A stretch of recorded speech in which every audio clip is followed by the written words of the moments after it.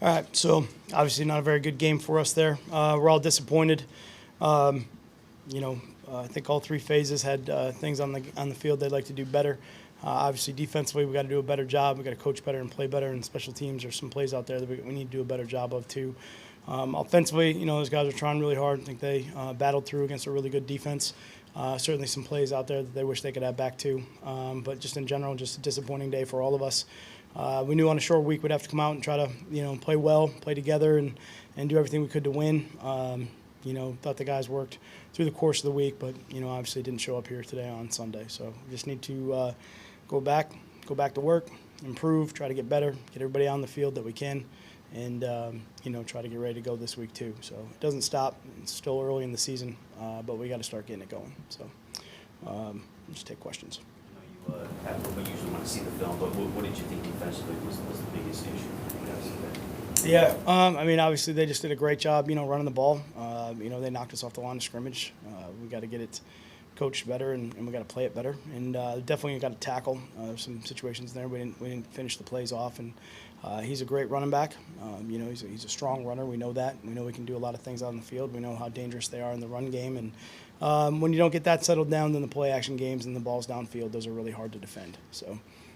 We got to do a better job of it, all the way across the board. Starts with me, and, we'll go from there.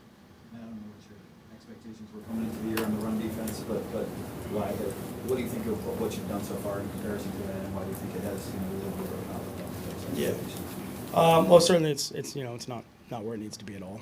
From that standpoint, it's got to be better. We got to be able to stop the run and just try to do everything we can to be consistent with that week in, week out. We have some really good plays where we get some negative yards and we stop the run from that aspect of it, and then some plays where we obviously don't. And we create some big seams and gaps in there that they're able to exploit. And until we get that fixed, we're going to keep seeing it. Matt, do you have to look at personnel and/or schematic changes on defense? We'll look at all of it. We look at all of it. We look at all the coaching. We look at all the scheme. We got a lot of different scheming, that we can go to. We look at the personnel. We look at the technique. We look at, everything, every aspect of it. Just try to make sure that we can settle down and get better at the fundamentals. That's really the biggest thing. We got to start with better fundamentals all the way across the board. Do you think it's a talent thing at all? The level of talent on your defense? No, I think let's start with just trying to be consistent in what we're doing. I think that's the biggest thing. So we got to coach that way. I've already mentioned it. Fundamentals really important with the run defense, from leverage to tackling to all of it. Yeah. It's such a big emphasis for you starting all the way back in May. Why do you think maybe the fundamentals aren't there right now for you? Yeah, it is. It's the bottom line. You got to play with good fundamentals. I would say for us, we've talked about it a lot. Our pad level, things like that, hand placement, coaching points of it, all got to improve, and we got to be consistent. I think that's the biggest thing for us. There's a lot of inconsistencies all the way across the board, whether it's just our technique or the time on task or whatever it might be. We got to do a better job. And with things like pad level have been an emphasis for a long time now. Why do you think it hasn't been a thing that's I think, again, we're just, I would say the consistency part of it is what's, we got some good plays in there where the pad level's real good and the hand placement's real good and the coaching of it is real good, and then some plays where it's not, and that's the part where we just got to put more emphasis on to be that consistent with it. Yeah. Given the way you lost that Monday night and on the road, and you come back here, there's a lot of frustration, obviously, with the defense.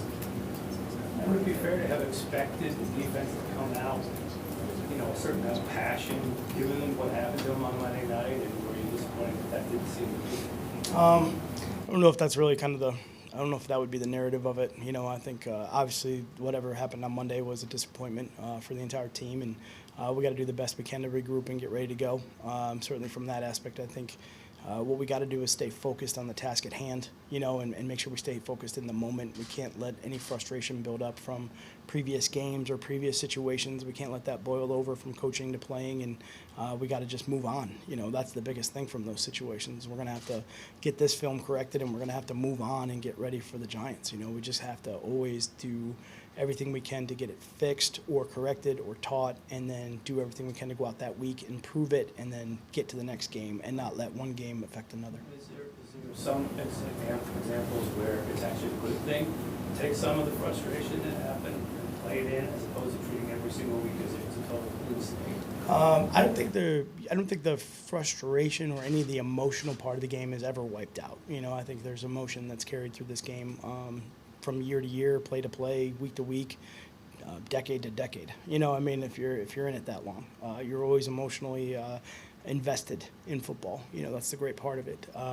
But from a rally cry or anything like that, it really, you just want to make sure that you're not focusing on or paying too much attention to the wrong thing. You want to make sure you're paying attention on the details for that particular week. What sort of backbreaker was that in 97 when grabbing the ball and sort of getting the defense up after that? It just seemed like that. I think they didn't move the ball over there, but it seemed like that was just a big body blow. All of those are real difficult, but, we kind of get on to the next drive, in that situation and just stop them on the next time. I think for us, it's never a situation where we're in a game and we say, oh, that's it. We're going to compete all the way to the end and we're going to finish it off, which these guys do. This team wants to try to compete all the way through, which is great. What was the explanation you got on the Coleman, the passing interference? Yeah. So what they told me, obviously we'll take a look at it, but was that the ball had just left the quarterback's hand. So therefore, that's when the contact was made. So if it was still in his hand, then we would have been all right. It wasn't about inbounds or out of bounds when they made the contact. That didn't matter. No, from the explanation that I was told is that, again, when the quarterback moves in that sort of manner and we're able to, jam those guys or move those guys, as long as he has the ball, which, he didn't. So as we jammed him out, he didn't have the ball. It had left his hand. That's what they told me. The fourth down play at the fourth quarter was critical one. Situationally, it seems like that's a right call to go for it.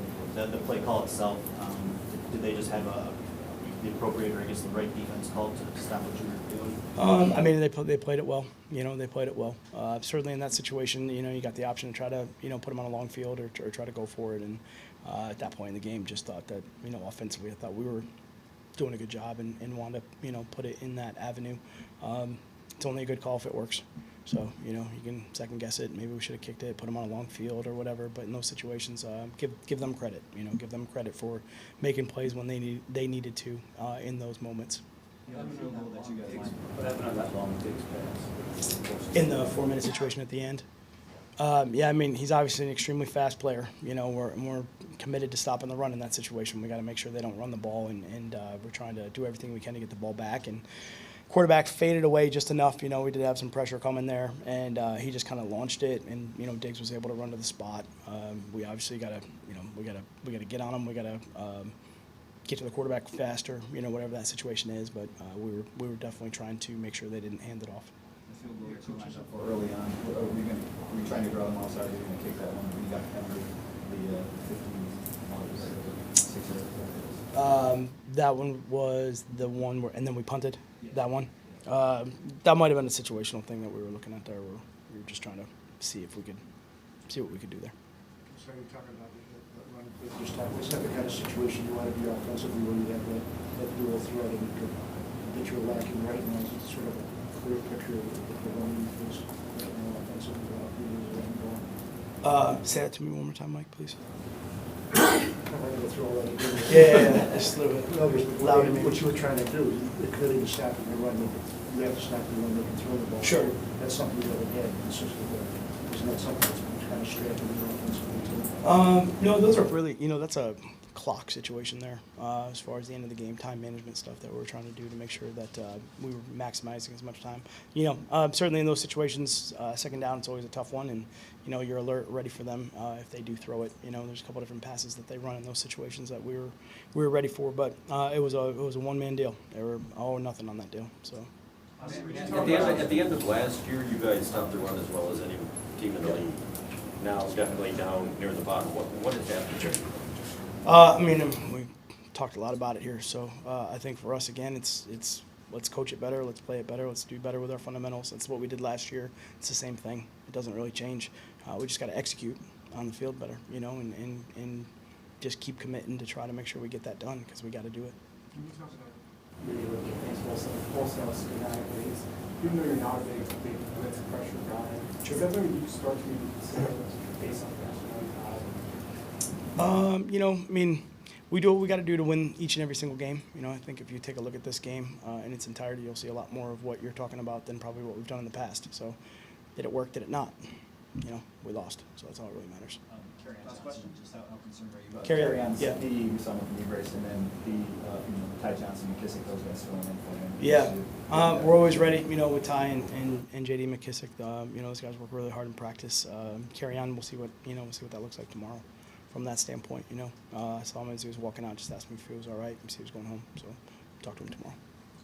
Okay, Thank you, everyone. good? Thank you. Okay, all right, thanks.